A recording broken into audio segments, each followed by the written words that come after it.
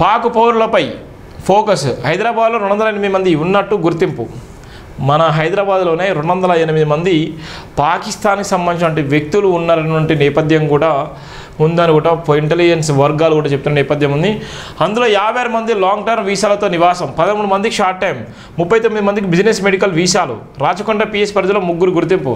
గడువులోగా వెళ్ళిపోవాలని నోటీసులు జారీ, వెళ్లకుంటే చర్యలు తప్పు డీజీపీ జితేందర్ సార్ ఆయన చెప్పిన నేపథ్యం ఉంది. పాక్ పౌరులపై ఫోకస్ కూడా పెట్టింది హైదరాబాద్ పోలీసులు.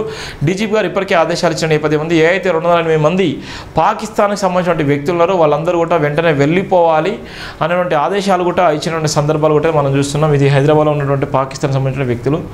పాకు చుక్కనీరు దక్కనివ్వం, ఆ దేశానికి సింధు జలాలు బంధు. కేంద్ర జలశక్తి మంత్రి సిఆర్ పటేల్ స్పష్టీకరణ. డ్యామెల్ కెపాసిటీ పెంచిన నిర్ణయం. అమిత్ షా నేతృత్వంలో భేటీ, ఆ తర్వాత ప్రకటన. పాక్ దేశస్తులను గుర్తించి సమాచారం ఇవ్వండి. కేంద్ర ప్రభుత్వం తీసుకున్న చర్యలకు మద్దతు రాహుల్ గాంధీ. ఏకగ్రీవం ప్రజాస్వామ్య స్ఫూర్తికి విరుద్ధం. బరిలో ఒక్కరే మిగిలిన పోలింగ్ నిర్వహించాలి. కనీస ఓటింగ్ శాతాన్ని నిర్ధారించి విజయాన్ని ప్రకటించాలి. సుప్రీంకోర్టులో విధి centre for legal pulse bill దాఖలు. ఈ ప్రతిపాదనపై సమాధానం ఇవ్వండి. కేంద్రానికి ఈసీకి ధర్మస్థానం సూచన. చెన్నైకి చెపాక్లో హైదరాబాద్ విక్టరీ. ఎంఏ చిదంబరం స్టేడియంలో తొలి విజయం. సిఎస్కేపై 5 వికెట్ల తేడాతో గెలుపు. ప్లే ఆఫ్ ఆశలు సజీవం. భారత్ సమ్మిట్లో చరిత్రాత్మకం. సమ్మిట్లో మంత్రులు శ్రీధరబాబు పొన్నం కూడా పాల్గొన్నాడు. మాట్లాడుతున్నటువంటి డిప్యూటీ సీఎం గారు ఉన్నారు.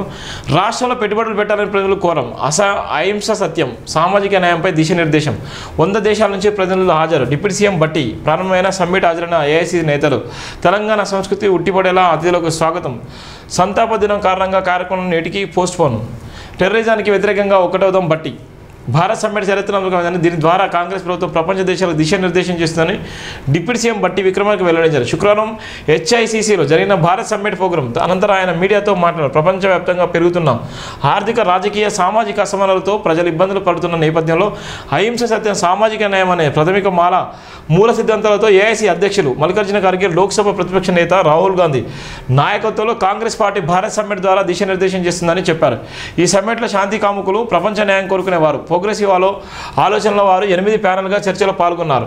100 దేశాల నుంచి 350 మంది ప్రతినిధులు హాజరై లింగ న్యాయం, feminist, future, fact, forces, picture, countering, disinformation, youth and politics of tomorrow, shaving, new మాలిటీ, లాటరిజం వంటి అంశాలపై లోతుగా చర్చించినట్టు బట్టి వివరించారు.